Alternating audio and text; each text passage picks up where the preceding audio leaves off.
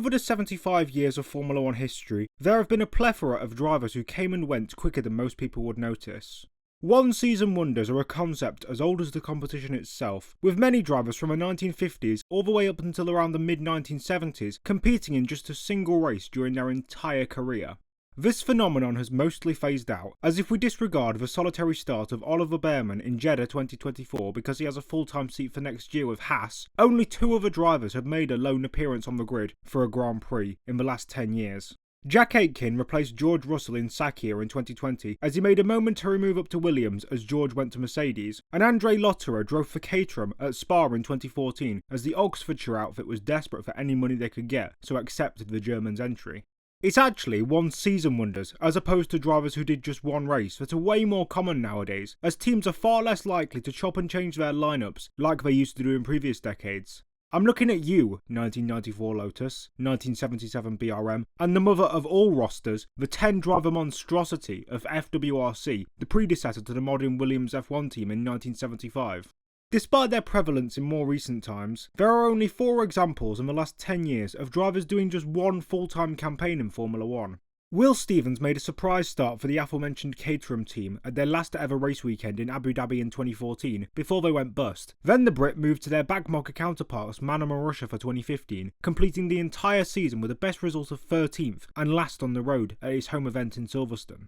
Brendan Hartley did 4 races for Toro Rosso at the back end of 2017 before getting signed for the year after, yet he failed to impress after getting struck down by bad luck often, and he was replaced by Danny Kvyat for 2019. Sergei Sorokin also did 2018, then vanished into obscurity and performed rather respectfully against Lance Stroll, yet the most infamous and well-known recent one-season wonder came after, entering Formula 1 in arguably the most controversial manner possible and exiting it amidst even more conjecture, with him never being very well liked on or off track due to his various antics. However, in this video, I aim to present one of the most hated figures in modern F1 history and try to steer away from the negative side of things and instead shed a more positive light on someone who I think is overhated. I don't expect everyone to agree with everything I'm going to say, I just hope people can have an open mind and maybe reconsider opinions they may have held in hindsight, reflecting on a tumultuous one season in the sport. Let's get into this, as I'm going to defend Nikita Mazepin.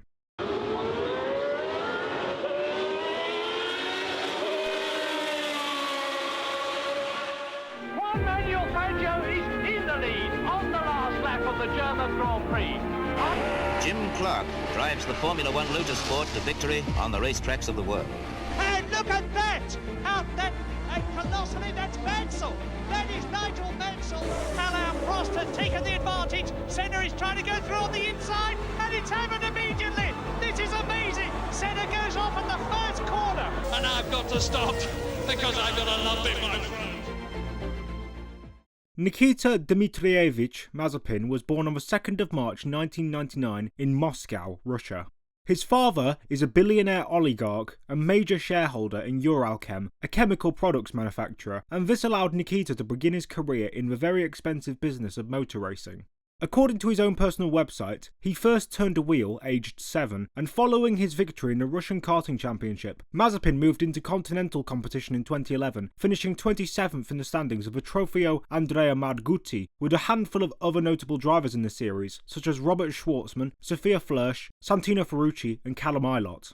He moved up to the KF3 class in the European Karting Championship in 2012 before taking on the junior class of the WSK Supermasters series, where he finished 4th, ahead of the likes of Dan Ticktum, the aforementioned Schwartzman, Jehan Daruvala, Mick Schumacher and Logan Sargent.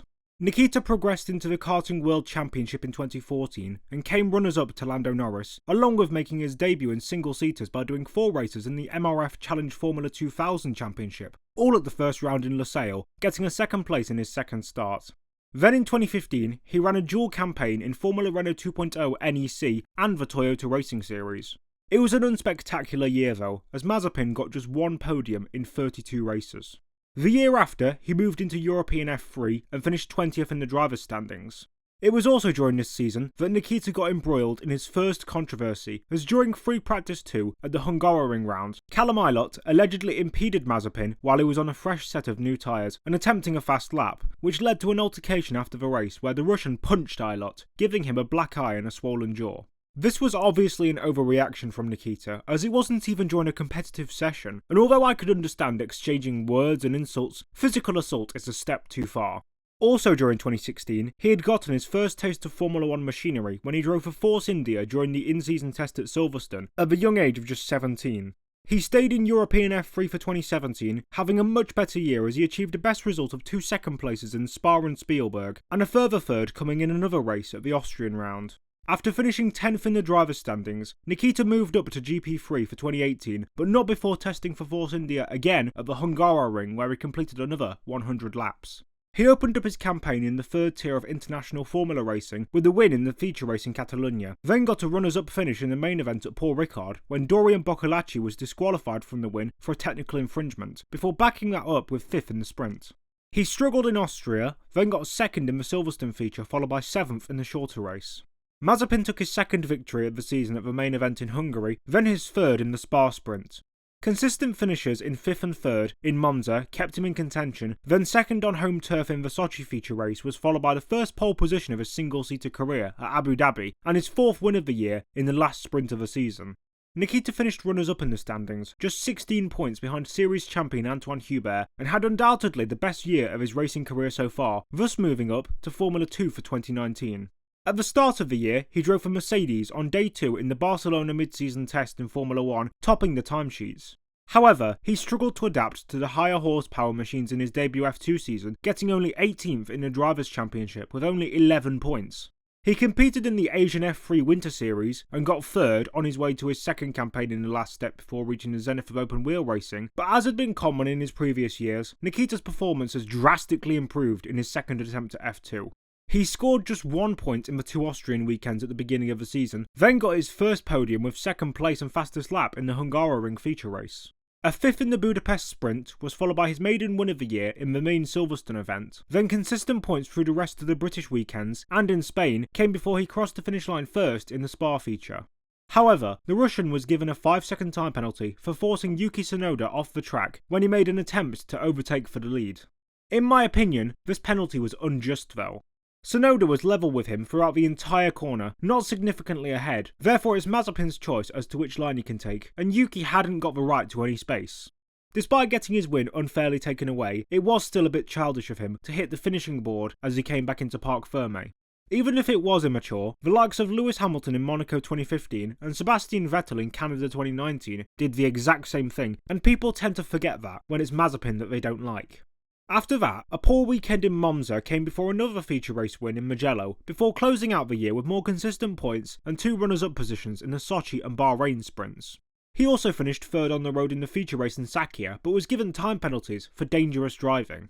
Again though, I don't think these were fair. I've always been confused why crowding drivers to the inside of the pit wall is seen as such a heinous crime in motorsport. This is one of my unpopular takes. Incidents like Schumacher and Barrichello in Hungary 2010 had overreactions from everyone saying it was far too dangerous. The last time I checked, the rule in racing is that you have to leave 1 car's width if a car is alongside you on a straight. It doesn't matter if it's a car's width plus 6 inches or a thinner margin than a piece of paper. If there's no contact between the drivers or the walls, then there shouldn't be any discussion of a penalty. In the examples of Mazepin, there was space to get through, and sometimes overtakes were even made, so I don't see why people were complaining, apart from maybe crowding Drugovich into one of the brake marker boards. That was taking the piss a little bit going into turn 4.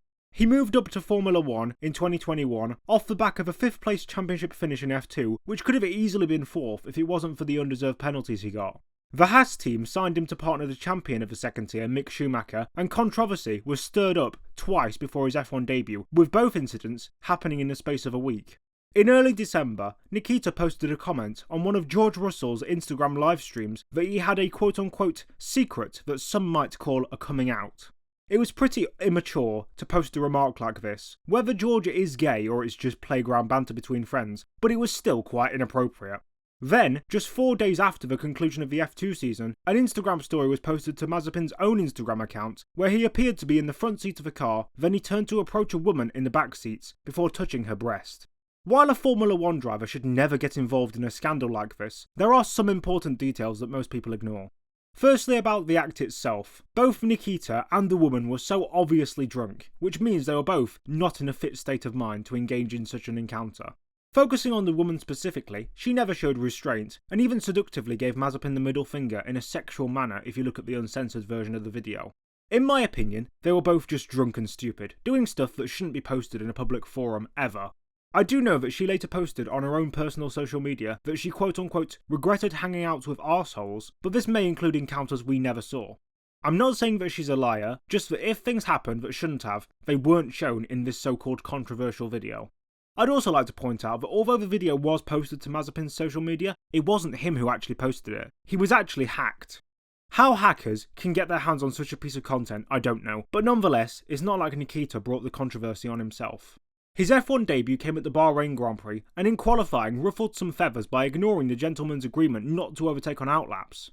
He also spun under braking for turn 1 at the start of his last run in the session, blocking many drivers' laps, but this was caused by brake-by-wire problems that gave him uncontrollable rear locking and stopped him from getting out of people's way. He crashed out at turn 3 in the race, which was completely his own fault, then spun again during free practice of the next weekend in Imola. He was involved in a lap 1 incident again on Sunday for the second weekend in a row, but this wasn't his fault as Nicholas Latifi came across him blindly while recovering from an off of his own.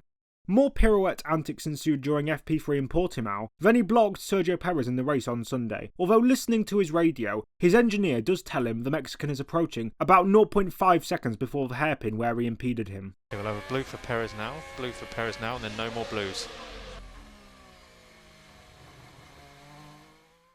He was a minute behind his teammate Schumacher at the checkered flag, then had another loop around in practice at Spain, although even Jenson Button defended him by saying that Nikita was being very gentle with the throttle, yet his car still went round on him. He was 50 seconds behind Mick in an uneventful race, then his first reasonable weekend came in Monaco. As much as this video is meant to defend Mazepin, I'm not going to act like finishing up to a minute behind your teammate in 5 consecutive races after crashing out in your first ever start is anything but shambolic. There were some problems that weren't his fault, like the second spin in Bahrain qualifying and his Imola tangle with Latifi, but these results are inexcusable nonetheless. He outqualified Schumacher for the first time in the Principality, albeit by default as the German was unable to set a lap after crashing in practice 3. He finished ahead of Mick, although his teammate did also have a fuel pump issue that lost him a lot of time in the pits. Baku showed promise for Nikita as he was less than a tenth away from his counterpart in the other car. Then in the race, after a late red flag bunched up the field, he overtook Schumacher at turn 4 on the restart. Then on the next and final lap of the race, on the run up to the line, Mick got back past him and finished just 74 thousandths of a second ahead.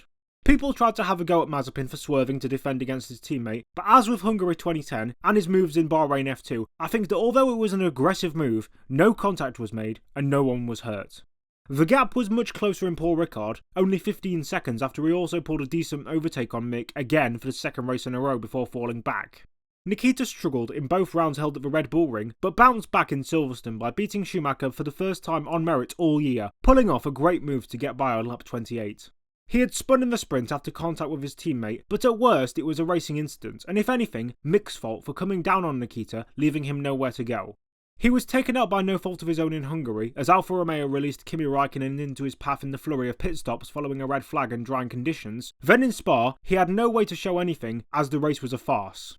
Also, he actually got fastest lap, although it was never actually awarded to him because they were only behind the safety car.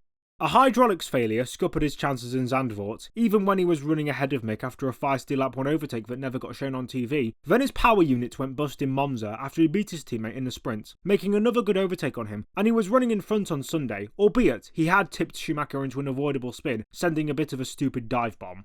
Nikita garnered some attention for his off-track actions before the next event in Sochi. For once though, it wasn't a controversy he was embroiled in. He had actually launched a campaign and charity fundraiser for children suffering from cerebral palsy, pledging to double any donations made to the Formula of Freedom karting club that he set up. As someone with cerebral palsy myself, I really resonate with this gesture, and although some people believe this was just an empty PR campaign from Mazepin, I disagree, because if it was, he would have focused on something generic and popular in terms of causes, like cancer research or humanitarian aid, but instead he chose a much less well-known cause, which probably affected him personally, whether by a family member or by a friend. This personally made me see him in a different light, and although I appreciate I'm definitely biased speaking about a topic like this, even if Nikita may be hot-headed and can act out in the heat of the moment, stuff like this showed he could really become a likeable character. Back to the on-track performances though. An anonymous home weekend in Sochi came before struggling in Turkey and Kota, then in Mexico finished last on the road while his teammate was taken out in an unrelated lap 1 crash. He overtook Mick early on in Sao Paulo, and while the German had a clumsy clash with Kimi Räikkönen and required a new front wing, Nikita cruised home over 35 seconds clear. Mick was involved in an incident, which lost him most of the time, but it was his own fault, so it counts in favour of Mazepin. He struggled in Qatar, 20 seconds behind, then was caught up in a chaotic crash in the Saudi Arabian Grand Prix caused by stupidly tight and narrow sections of circuit, creating bottlenecks and creating accidents. Unfortunately, Nikita was unable to compete in the final round of the year in Abu Dhabi due to contracting a virus that may not be spoken of due to demonetisation, bringing his debut season to a close prematurely. He was retained for 2022 alongside Schumacher, but following the breakout of war in Ukraine, Mazepin's contract with Haas was terminated due to the ongoing conflict. While I don't agree with banning or ostracising athletes due to political factors outside of their control, I think that this decision to get rid of Nikita was entirely reasonable. It was already a PR disaster having an American team hire a Russian driver, then drape their communist flag all over the car, but to retain him while his nation bombs innocent families would be more than just in bad taste. The cherry on top was the fact that Nikita's dad was part of Putin's inner circle, meaning that while the driver had personally done nothing wrong, the connections that got him into F1 sowed the seeds for his downfall, thanks to the Mazepin family's assets still in Europe being frozen, further making it impossible to pay Haas even if they did decide he was worth keeping on pure talent. So what's the point in this video? I've detailed his rookie season, pointed out how he spun a bazillion times, pissed off many drivers and fans with his antics on and off track, and in general, apart from highlighting a few overtakes that you might not have seen before, there's no new content to what's widely known documented in this piece. The point of this video is that I'm here to defend Mazepin. Duh, we know that from the title, you spoon, I hear you say, but this is where my defence gets deeper. From what I can gather online, I have sourced that Nikita Mazepin spun 23 times during sessions at Grand Prix weekends in 2021. Spinning 23 times in 22 races obviously isn't great, but what most people don't point out is that only 6 of them happened in competitive sessions, i.e. not in free practice. Also, only 6 spins, the same number as the previous stat, came after the halfway point in the season. People might say, well, spinning like that proves you have no talent anyway, even if it's not in a race or a qualifying session, but people always like to harp on about how Gilles Villeneuve spun 11 times in his first ever F1 practice session and then went on to win 6 Grand Prix, and is one of the most talented drivers never to win a championship, so do with that information what you will. And also, I understand the irony of saying only 6 spins with the previous stats, but at the same time, it was obvious that he had made substantial progress throughout the year, not just in reducing errors, but in general pace and performance. Another thing to point out is how horrible that car was to drive. There were several times where the likes of Jenson Button, Martin Brundle and Anthony Davidson on the Sky Sports broadcast pointed out how Mazepin appeared to have not done anything wrong, yet the car would just pirouette round on him. I've gone through all of his 23 in-season loop-arounds and seen how many of them were obviously driver-induced. I'll list them. Bahrain Grand Prix Turn 3 Lap 1, he twats it into the wall by stamping on the throttle and overcorrecting. Imola FP1, he twats it into the wall by stamping on the throttle and overcorrecting again. Then in the Imola race, he span on a painted curb. Then in free practice in France, span by catching a curb too aggressively at low speed. In Austria FP2, he did get onto the gravel on the exit of turn 4, but the car snapped uncharacteristically quickly on him. And that's it. Only 5 of his spins were really his fault, and 3 of them came in the first 2 rounds of the campaign.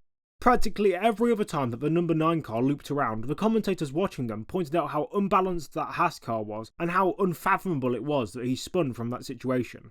It lost traction and mid-corner grip on a dime sometimes, leaving a driver who doesn't drive like a grandma looking embarrassed as it's impossible to save.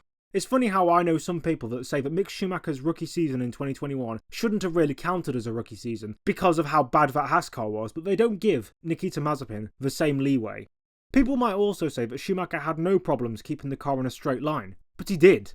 Several big crashes throughout the year meant that his crash damage totaled to roughly $5 million, which is about 3.9 million British pounds, and he sat on top of the unofficial World Destructors Championship. Meanwhile, Nikita was only 8th in the list, having a paltry 2.7 million in destroyed parts.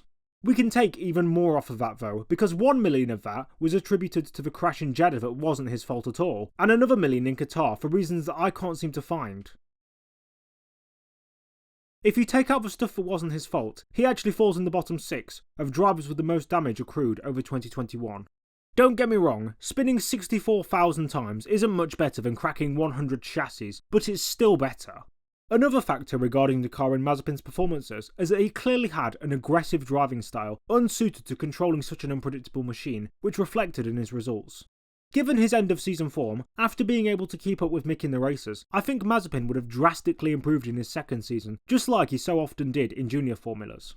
I'm not saying that Nikita was ever a future champion, or even a potential race winner, but for me it's ironic how people called him out for spinning in a car that was about as stable as a kid with ADHD who hasn't taken their meds, while his teammate looked like he was playing BeamNG testing the damage model every 5 seconds. Mazepin's race form was very underrated as he was level 2 or beat Mick 6 times, even if the results didn't show it. They were level on performance in Baku, Maz was on top in Silverstone after making that overtake, and in Zandvoort it was the same. They were equal on pace in Monza, even if Nikita caused a spin between them, then cleared Schumacher by nearly 40 seconds in Brazil. In the Jeddah race, Mick binned it on his own, while Nikita got caused by an accident that wasn't his fault, and while it was obvious that the German was the faster of the two, in my opinion, if we're talking about race form only, Mazepin was more consistent from Monaco onwards. He pretty much stopped his mistakes after 1 or 2 races, whereas Mick didn't. I do believe that considering that the 2022 Haas car wasn't trying to Joe Schlesser you every 2 seconds, Nikita would have proven to be a lot better than his first season indicated. That Haas car was clearly set up for someone with Mick's driving style rather than Nikita's, and while you can argue that the best drivers can adapt their driving style, Nikita had previously struggled with adapting in first season machinery and often drastically improved in the second season like I mentioned. That's just my opinion though. Tell me your thoughts in the comments below because I think that brings today's video to a close. I hope you enjoyed me defending Nikita Mazepin, and if you did, please remember to like, comment and subscribe to see more content from me in the future. You can also subscribe to my Patreon if you'd like to see exclusive content, get videos a day early, and have an opportunity to converse with me personally for as little as $1 per month.